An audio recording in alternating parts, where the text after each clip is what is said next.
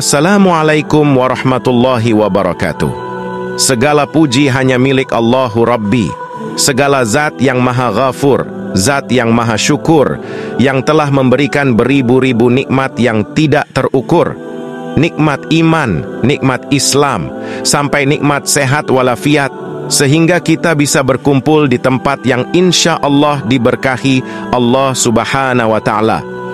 Seandainya lautan yang ada di muka bumi ini Allah jadikan sebagai tinta, lalu pepohonan-pepohonan Allah jadikan pena, dan dedaunan Allah jadikan kertas, niscaya ia tidak akan cukup untuk menuliskan nikmat-nikmat yang Allah berikan kepada kita. Selawat serta salam semoga tercurah limpahkan kepada Nabi akhirul zaman, seorang Nabi yang lahirnya saja membuat goncang alam semesta, membuat heboh para malaikat Allah Subhanahu wa Ta'ala, yang kalau bukan karenanya tidak akan Allah ciptakan alam semesta ini. Siapakah dia? Tidak lain dan tidak bukan yaitu Nabi Muhammad sallallahu alaihi wasallam. Semoga keluarganya, sahabatnya, dan kita selaku umatnya yang mengikuti sunnah-sunnahnya semoga mendapatkan syafaatnya. Sebelum kita lanjut kisah ini, bantu channel ini agar bisa berkembang dengan menekan tombol subscribe, like, dan komen di bawah. Di episode kali ini kami akan menceritakan dua kisah Islami yang bisa kita petik pelajaran di dalamnya. Baiklah, kita mulaikan cerita yang pertama. Di suatu senja sepulang kantor, saya masih berkesempatan untuk ngurus tanaman di depan rumah sambil memperhatikan beberapa anak asuh yang sedang belajar menggambar peta juga mewarnai. Hujan rintik-rintik selalu menyertai di setiap sore di musim hujan ini. Dikala tangan sedikit berlumuran tanah kotor, terdengar suara tek-tek, suara tukang bakso dorong lewat. Sambil menyeka keringat, ku hentikan tukang bakso itu dan memesan beberapa mangkok bakso. Setelah menanyakan anak, siapa yang mau bakso? Mau!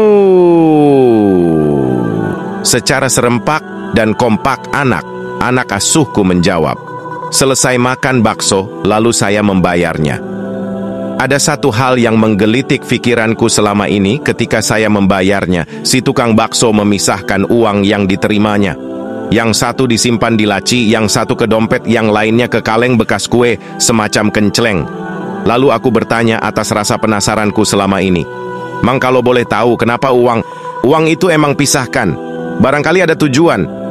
Iya pak, emang sudah memisahkan uang ini selama jadi tukang bakso yang sudah berlangsung hampir 17 tahun.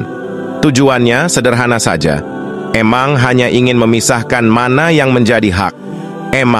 Mana yang menjadi hak orang lain, tempat ibadah, dan mana yang menjadi hak cita penyempurnaan iman. Maksudnya, saya melanjutkan bertanya. Iya pak, kan agama dan Tuhan menganjurkan kita agar bisa berbagi dengan sesama. Emang membagi 3 dengan pembagian sebagai berikut. 1. Uang yang masuk ke dompet, artinya untuk memenuhi keperluan hidup sehari-hari emang dan keluarga. 2. Uang yang masuk ke laci, artinya untuk infak sedekah atau untuk melaksanakan ibadah kurban. Dan alhamdulillah, selama 17 tahun menjadi tukang bakso, emang selalu ikut kurban seekor kambing, meskipun kambingnya yang ukuran sedang saja. 3. Uang yang masuk ke kenceleng, karena emang ingin menyempurnakan agama yang emang pegang, yaitu Islam. Islam mewajibkan kepada umatnya yang mampu untuk melaksanakan ibadah haji.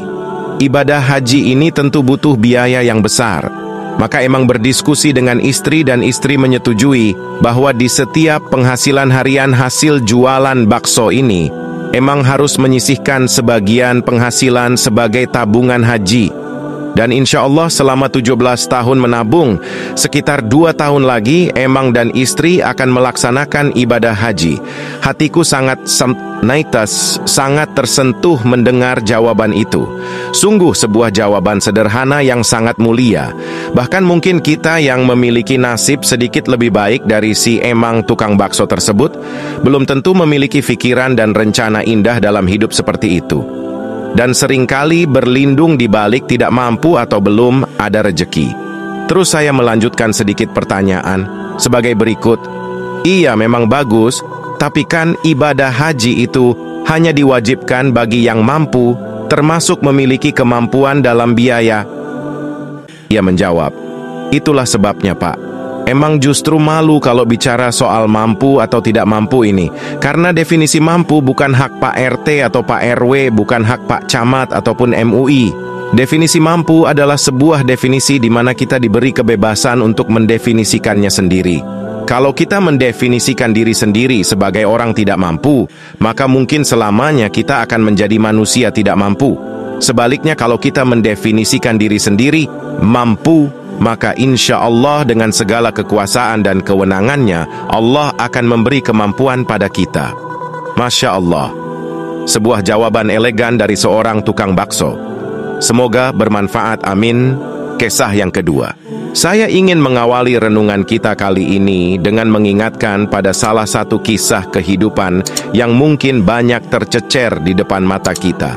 Cerita ini tentang seorang kakek yang sederhana, hidup sebagai orang kampung yang bersahaja. Suatu sore ia mendapati pohon pepaya di depan rumahnya telah berbuah. Walaupun hanya 2 buah, namun telah menguning dan siap dipanen. Ia berencana memetik buah itu di keesokan hari. Namun, tatkala pagi tiba, ia mendapati 1 buah pepayanya hilang dicuri orang. Kisah inspirasi kakek dan pencuri pepaya kakek itu begitu bersedih, hingga istrinya merasa heran. Masak hanya karena sebuah pepaya saja engkau demikian murung, ujar sang istri. Bukan itu yang aku sedihkan, jawab sang kakek. Aku kepikiran betapa sulitnya orang itu mengambil pepaya kita. Ia harus sembunyi-sembunyi di tengah malam agar tidak ketahuan orang. Belum lagi mesti memanjatnya dengan susah payah untuk bisa memetiknya. Dari itu, Bune, lanjut sang kakek, saya akan pinjam tangga dan saya taruh di bawah pohon pepaya kita. Mudah-mudahan ia datang kembali malam ini dan tidak akan kesulitan lagi mengambil yang satunya. Namun saat pagi kembali hadir, ia mendapati pepaya yang tinggal sebuah itu tetap ada beserta tangganya, tanpa bergeser sedikit pun. Ia mencoba bersabar dan berharap pencuri itu akan muncul lagi di malam ini. Namun di pagi berikutnya, tetap saja buah pepaya itu masih di tempatnya. Di sore harinya, sang kakek kedatangan seorang tamu yang menenteng 2 buah pepaya besar di tangannya. Ia belum pernah mengenal si tamu tersebut. Singkat cerita, setelah berbincang lama, saat hendak pamitan, tamu itu dengan amat menyesal mengaku bahwa ialah yang telah mencuri pepayanya. Sebenarnya, kata sang tamu, di malam berikutnya saya ingin mencuri buah pepaya yang tersisa. Namun saat saya menemukan ada tangga di sana, saya tersadarkan dan sejak itu saya bertekad untuk tidak mencuri lagi. Untuk itu, saya kembalikan pepaya Anda dan untuk menebus kesalahan saya hadiahkan pepaya yang baru saya beli di pasar untuk Anda.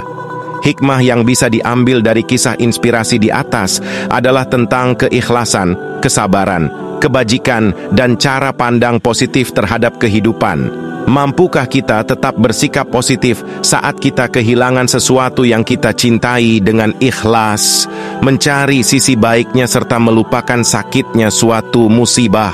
Sesungguhnya manusia itu sangat ingkar, tidak berterima kasih kepada Tuhannya, dan sesungguhnya manusia itu menyaksikan sendiri keingkarannya, dan sesungguhnya dia sangat bakhil karena cintanya kepada harta. Semoga bermanfaat, amin.